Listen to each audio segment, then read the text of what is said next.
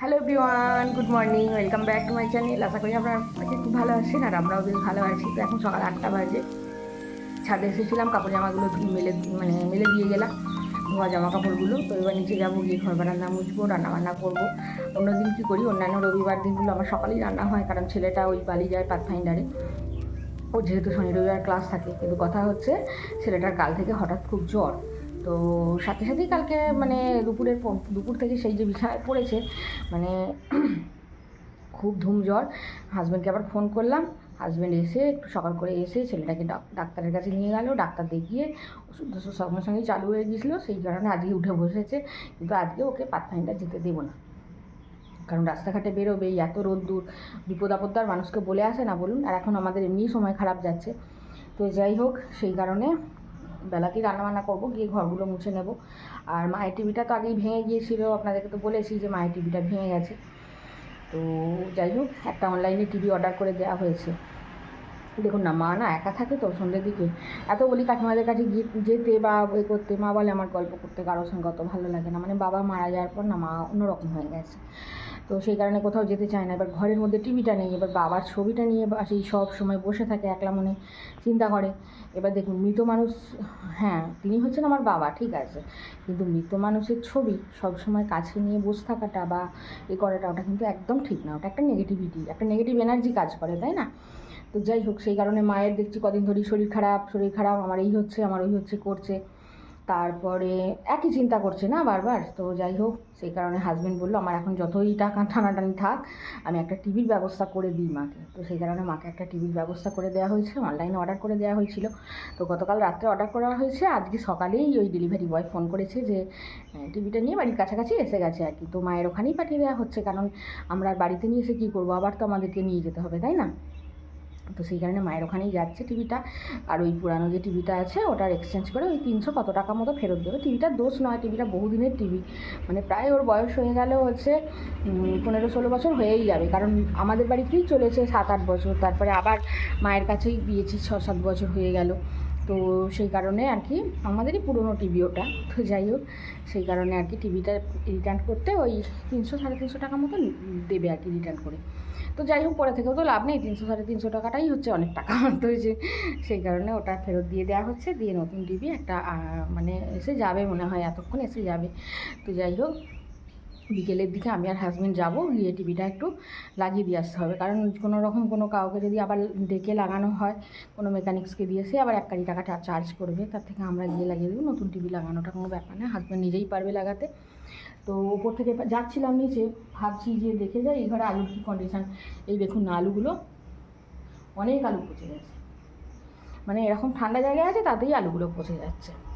আর কী করা যাবে বলুন, আর আলু তো কত খাওয়া যাবে, আমাদের তো আলু বেশি খাওয়াই না এমনি। যাই হোক, তো গিয়ে ঘর বারান্দাগুলো মোছামুছি করবো, মোছামুছি করে ঝটপট করে রান্নাবান্না করে নিই। আবার বিকেলের দিকে মায়ের কাছে যেতে হবে। হাজবেন্ডকে বলছিলাম যে তুমি একা চলে যাও, আমি আর যাবো না, কিন্তু ও বলছে তুমি চলো, আমি আবার একা যাবো। তো যাই হোক, একটু গেলে নিজেরাও ঘোরা হয়, কিন্তু এই সারাদিন খাটাখাটুনির পর না আর কোথাও যেতে ইচ্ছা করে না, মনে হয় না যে একটু যাই, মনে হয় একটু ঘরে নিজের মতো নিজের সময় কাটাই, একটু শুই বসি। তো মায়ের কাছে যেতে হবে আমাকে সামনের সপ্তাহে, এই 2-1 দিনের মধ্যেই যেতে হবে, কারণ মা না ব্যাংকের কাজগুলো সেরকমভাবে করতে পারে না। সত্যি কথা বলতে কি, মা কোনো দিন ওই টাকা পয়সা তোলা বা করা ওই সমস্ত কাজগুলো কোনো দিন তো করেনি, বাবাই ওগুলো করতেন। কিন্তু ঘটনা হচ্ছে মা একা ওই জন্য পারে না। এবার মা আমাকে বারবার বলছে যে তুই আয়, এসে আমাকে কিছু টাকা পয়সা তুলে দে, কারণ আমাদের এইবার চাষের সময় আসছে, এবার যারা ভাগে করে জমি তাদেরকে অর্ধেক টাকা মানে দিয়ে চাষ করাতে হয়, মানে সে অর্ধেক টাকা দেয়, আমাদের অর্ধেক টাকা দেওয়া হয়, সেই রকমভাবে দিয়ে এবার যখন ফসলটা উঠে, ধানটা উঠে, তখন সে অর্ধেক পায়, আমরা অর্ধেক পাই, এরকমটা। তো যাই হোক, এবার চাষের যেহেতু সময় আসছে, মানে ধান রোয়ার সময়, তো সেই কারণে তাদেরকে টাকা দিতে হবে। তো মা বললো যে কিছু টাকা পয়সা তুলে দিবি। এবার আজকে তো রবিবার, আজকে তো হবেই না। তো দেখি সামনের মঙ্গল বুধবার পর যেতে হবে, গিয়ে টাকা পয়সা কিছু তুলে দিতে হবে। তো আজকে গেলেও আমাকে সেদিন যেতে হবে আর কি। তো এই হচ্ছে ঘটনা। তো চলুন আগে যে ঘরগুলো মুছে নিই, তারপর রান্নাবান্না করবো আজকে। আবার কী রান্না হয় না হয় সেটা একটা ব্যাপার আছে, শাশুড়ির মতামত নিতে হবে। তো সাথে থাকুন সারাদিন, আশা রাখছি ভালো লাগবে। তো এদিকে ঘর বারান্দাগুলো মোছামুছি করে নিলাম, তারপরে টুকটাক কারো কাজকর্ম ছিল সেগুলোও সব মিটিয়ে নিলাম, নিয়ে খাওয়া দাওয়া করে নিয়ে একবারে লেগেছি হচ্ছে রান্নাবান্না করতে। আর এখন ভাজা করছি থোড়। তো থোড় ভাজা খেতে না আমার ভীষণ ভালো লাগে, আর বাবার বাড়ি থেকে এনেছি থোড়টা, তো একটু একটু করে রান্নাবান্না করছি। আজকে ফুরিয়ে গেল, দেখি আবার যদি আজকে যাই তাহলে আবার যদি মানে মা দেয় আর কি নিয়ে আসবো। থোড় ভাজাটা আমার না ভীষণ ভালো লাগে, কিন্তু ওতে একটু মিষ্টি দিতে হয়, মিষ্টি না দিলে ভালো লাগে না। তো যাই হোক, এদিকে হবে হেলেঞ্চার বড়া। আর ছেলেটা যেহেতু জ্বর হয়েছে, মুখটা তেতো তেতো হয়ে গেছে, তো সেই কারণে বলছি যে একটু তেতো জিনিস খেলে মুখটা ছাড়বে, তো একটু হেলেঞ্চার বড়া করি, দেখি খাবে নাকি। খেতে তো একেবারেই চায় না, তো একটুখানি যদি একটাও খায় তাহলেও আর কি ভালো লাগবে। তো যাই হোক, সেই কারণে হেলেঞ্চাটা মিক্সিতে বেটে নিয়ে বড়া করব। আর মাছ তো হবেই, আজকে রবিবার। হাজব্যান্ড বলছিল যে চিকেন নিয়ে আসবো, আমি বললাম থাক, এই তো আগের সপ্তাহে চিকেন খেয়েছে, আর আনতে হবে না, আজকে মাছই আনো। তো সেই কারণে মাছ নিয়ে এসছে, আর এখন এই তো মিক্সিটা লাগিয়ে নিয়ে বেটে নিই। শিলে বাটলেও হয়, আবার এই মিক্সিটা বার করা আছে, সব মিক্সিটাতেই বেটে নিই। আবার কে শিলপাটায় আবার ঘষে ঘষে বাটে, তাই না বলুন? তো চলুন ঝটপট করে বেটে নিই, কাজকর্ম করে তাড়াহুড়ো করে আবার বেরোতে হবে, মায়ের কাছে যেতে হবে। মানে কোথাও যাওয়ার থাকলে না একটা টেনশান কাজ করে যে কতক্ষণে মেটাবো, কতক্ষণে বেরোতে পারবো। আর হাজব্যান্ড তো কন্টিনিউ তাড়া তো দিতেই থাকবে, মানে ও তাড়া দেওয়ার জন্য একদম রেডি হয়ে বসে থাকে আর কি, তাড়া লাগাবে শুধুমাত্র সব সময়। হ্যালো ফ্রেন্ডস, এখন সময় হচ্ছে দুপুর ওই 2:30 নাগাদ বাজে। তো ভাতটা খেয়ে উপরের ঘরে এই যে কাপড় জামাগুলো সব ঘরেই মেলে দিলাম, চান কান করা কাপড় জামাগুলো মেলে দিয়ে রেডি হয়ে নিয়েছি। রেডি হয়ে যাব হচ্ছে মায়ের ওখানে, ওই যে টিভিটা লাগানোর ব্যাপার আছে। আমাদের পাশের বাড়ির একজন মানে টিভির মেকানিক্স আছে, কিন্তু সে আবার গেছে শ্বশুর বাড়ি, মানে আমাদের এই সিঙ্গুরে এসছে শ্বশুর বাড়ি। তো সেই কারণে তাকে তার আজকে পাওয়া যাবে না, বললো আজকে আমি বাড়িও যাব না, কালকে সকালে বাড়ি যাবো। এবার উৎসবের বাপি বলছে নতুন জিনিসটা এলো, এবার একটু আমাদের না দেখে নিলে। এবার যখন দিয়ে গেছে ডেলিভারি বয়, অনলাইনে যেহেতু অর্ডার করা হয়েছিল, তো ডেলিভারি বয় যখন দিয়ে গেছে তখন আমার নকাকার ছেলে বাড়িতে ছিল, মা বলেছিল যে আমাদের টিভিটা আসছে একটু দেখে দিবি। এবার মা তো সব কিছু জানেন না, বলুন না, তো সেই কারণে আর কি নকাকার ছেলে সব বক্স টক্স খুলে দেখে নিয়েছিল আর কি, ওরাই খুলে দেখিয়ে দিয়েছে ডেলিভারি বয়। তো যাই হোক, এবার কারেন্ট তো নেই, যে কারেন্ট ছিল না যে চালিয়ে দেখে নেবে। এবার সেই কারণে এবার উৎসবের বাপি বলছে যে টিভিটা দেখে নেওয়া হয়নি। এবার অন্য মানুষকে আর অত কিছু করবে বলুন, কাকাজাটার ছেলেরা অত করবে না, যতই এক বাড়িতে থাক যাই করুক, আমরা যেটা করব ওরা সেটা করবে না, আর মানুষ করবে না তাকে বলেও লাভ নেই। তো সেই কারণে উৎসবের বাপি বললো যে নয় ভালো আমরা যাই, গিয়ে বরঞ্চ দেখবো কি টিভিটার পজিশন কী বৃত্তান্ত। আর মায়ের ফ্রিজটা তো সেই 1-2 সপ্তাহ ধরে পড়েই আছে, ফ্রিজটা আজ আসবো সারাতে, কাল আসবো সারাতে, এই আধ ঘন্টা পর যাচ্ছি সারাতে, এই করে করে এখনও পর্যন্ত ফ্রিজটা জানেন সারাতে আসেনি। এবার একলা মানুষ রান্না খাওয়া করছে, এবার একটু আধটু বেশি হলে মা কী করে ফ্রিজে রেখে দেয়, তারপরে দিনে খেয়ে নেয় গরম করে, আর রান্নাবান্না করতে হয় না, এরকমটা করে। এবার খুব সমস্যায় পড়ে গেছে মা। এবার একটা মানুষের জন্য এইটুকু রান্না তো করা যায় না, তো বলুন না। তো যাই হোক, সেই কারণে আর কি দেখি ওর বাপি আমাদের পাশের পাড়াতেই বাড়ি, যে ফ্রিজ সারে সেই ছেলেটা, তো তার নাকি পা কেটে গেছে কাঁচে। উৎসবের বাপি তাই বলছে যে আমি যদি সেরকম বুঝি, ওকে গিয়ে একবারে বাড়ি থেকে তুলে নিয়ে এসে ফ্রিজ সারিয়ে আবার বাড়িতে দিয়ে আসবো, যে তুমি হাঁটতে পারছো না, আমার গাড়িতে চাপো, চেপে চলো, আমাদের ফ্রিজটা ছেড়ে দিয়ে তোমাকে আবার বাড়ি দিয়ে যাবো, এরকমটা করবো, এই মতলব আছে। তো চলুন ঝটপট বেরোনো যায়, যদি বৃষ্টি টিষ্টি এসে যায়, সেই কারণে একটু তাড়াহুড়ো করেই বেরিয়ে পড়ছি। মানে একলা মানুষ সব দিকটা সামলাতে হচ্ছে, তো ওর বাপি আর আমি আমাদের জন্য মানে পেরে উঠছি না, এদিকটাও সামলানো ওদিকটাও সামলানো, একলা মানুষকে কী আর করা যাবে, একার মধ্যে জ্বালা। তো যাই হোক, একা হওয়ার এক পক্ষে সুবিধা, আবার অসুবিধাও আছে। অসুবিধার দিকটা তো বললাম আপনাদের, আর সুবিধা হচ্ছে কি না, আমরা যেটাই করি ভুল বা ঠিক সেটা কিন্তু বলবার কেউ নেই, মানে ভুলটা ধরবার কেউ নেই আর কি, যে আমি একটা ভালো কাজ করি বা খারাপ কাজ করি তার পিছনটা ধরে টানবার মতো কেউ নেই, হচ্ছে ব্যাপার।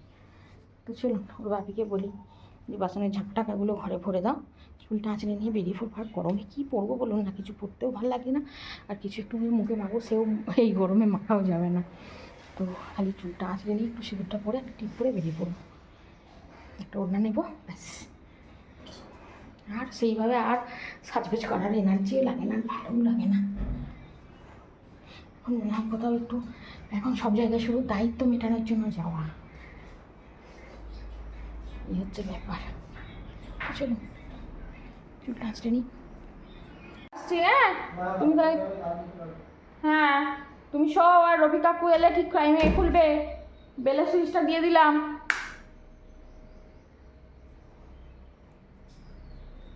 আসছি।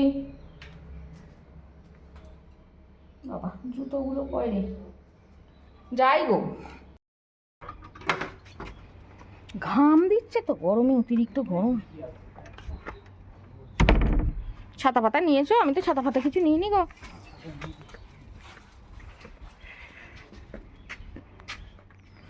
হাওয়াই চপ্পল পরিস।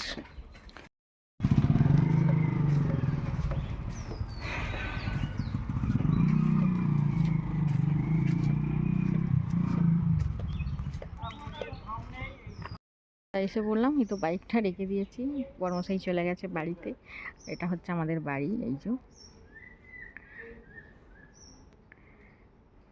আর এখানটাই বাবার মানে কাজের সময় অনুষ্ঠান করা হয়েছিল। 3 দিন ধরে যে ঘাট শ্রাদ্ধ আসমান্না লোকজন খাওয়ানো হয়েছিল, এইখানটাই করা হয়েছিল। তবে এইখানটা আবার কলা গাছগুলো যাদের জায়গা তারা আবার বসিয়ে দিয়েছে। আর এগুলো আমাদের সব প্রতিবেশী। চলো বাড়িতে যাওয়া যাক।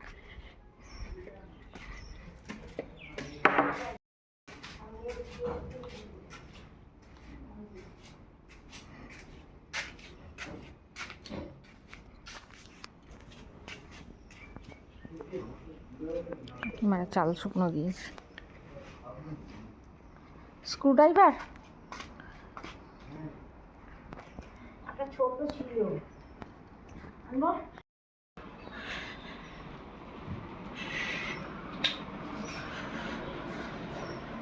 এই যে মায়ের নতুন টিভি।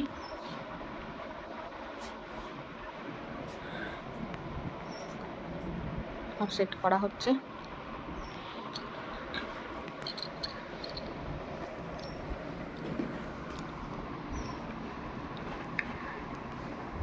সাড়ে 3টে বাজে, আমরা চলে এসেছি গো। এখানটায় লাগানো হবে টিভিটা।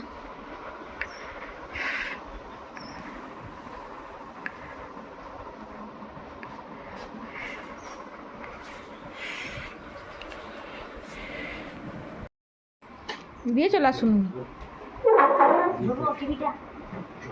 মামি পারবেন না টিভি ধরতে, দাঁড়ান। টিভিটা আরেকটু এগিয়ে দিন। আস্তে আস্তে।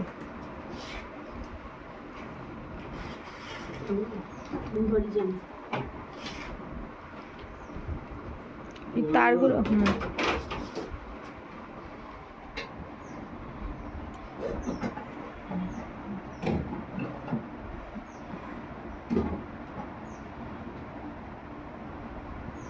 আমার মায়ের ঘরে সেই বাবার লাগানো ঠাকুরগুলো এখনো রয়েই গেল। থাক মা, খুলবেন না বলুন মা, ঠাকুর দেবতার সঙ্গে থাকাই ভালো।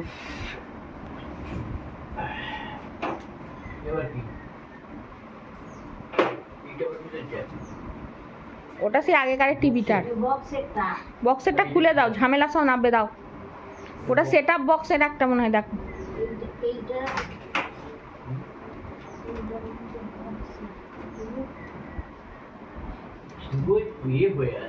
হাজব্যান্ড মায়ের টিভিটা তো একদম ঠিক করে লাগিয়ে মাকে চালানো পর্যন্ত শিখিয়ে দিয়েছে, যেহেতু এটা অ্যান্ড্রয়েড টিভি, মা তো পারবেন না। কিন্তু মায়ের ফ্রিজটার কিছু ব্যবস্থা করা গেল না, কারণ ফ্রিজ মেকানিক্স সে তো আসতেই চাইলো না। তো যাই হোক, সে বিভিন্ন রকম বাহানা দিচ্ছে, মানে তার কাজ করার এনার্জি নেই, এই হচ্ছে ব্যাপার। তো কি আর করা যাবে, দেখি অন্য কোনো মেকানিক্স দেখতে হবে। আর এদিকে মা তো একদম ব্যাগবন্দি করে ফেলেছে, 2টো ব্যাগ আমার জন্য। কলা থেকে থোড় মোজা কিছুই বাদ দেয়নি আর কি। কাঁঠাল এক দিয়েছে, এক কাকিমা দিয়েছে কাঁঠাল, এক কাকিমা দিয়েছে আম, এই সমস্ত নিয়ে এবার বাড়ির উদ্দেশ্যে রওনা দেব। তো আপনারা সবাই ভালো থাকবেন, সুস্থ থাকবেন। দেখা হচ্ছে পরের ভিডিওতে। আজকের মতো